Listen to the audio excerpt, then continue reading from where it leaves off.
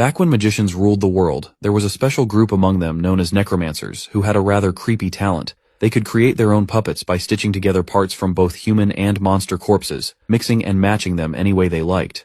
Some would make puppets that looked like human knights, while others built wild creatures with hundreds of hands and poisonous tongues, or giant frogs, massive walls, tall lookout towers, and even bizarre things like cockroaches and cats. This led to the birth of the wildest and most popular sport ever. Because of it, necromancers from all over the world would gather every year in one place to show off their skills, battling each other until only one champion was left standing. Just like most people back then, there was a young boy who became obsessed with this sport. He spent nearly 17 years trying to make his own puppet, but no matter how hard he worked, he kept failing. Still, he was the stubborn type who wouldn't give up easily, so he always started over from scratch.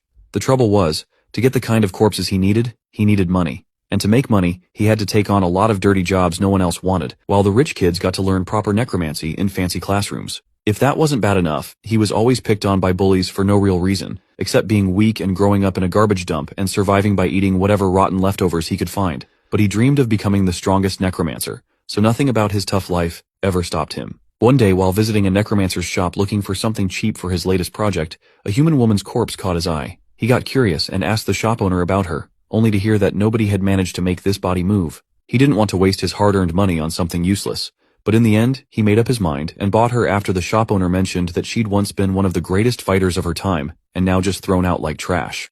He brought the corpse home and quickly attached a cheap hand and leg to replace the missing parts. More determined than ever, he whispered the words to bring her back to life. Suddenly, with a flash of lightning, the girl's body actually started moving. The boy was frozen in shock. He couldn't believe he'd finally done it. The revived girl looked just as surprised, and they just stared at each other until, out of nowhere, she spoke. That freaked the boy out so much that he started screaming and wondering how could a corpse talk. In a panic, he grabbed a meat cleaver and pointed it at her.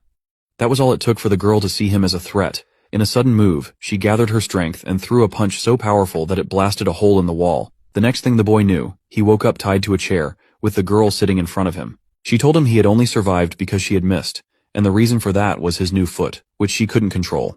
Later, as the first corpse with her own mind and memories that didn't so easily obey the boy as her master, she agreed to work with him, but only if he promised to give her 95% of any prize money they won at the necromancy tournaments. The boy agreed, but even that unfair deal didn't stop him from falling for her. Days later, when they won their first battle and collected their prize, he bought her a maid outfit and asked her out on a date in a love hotel.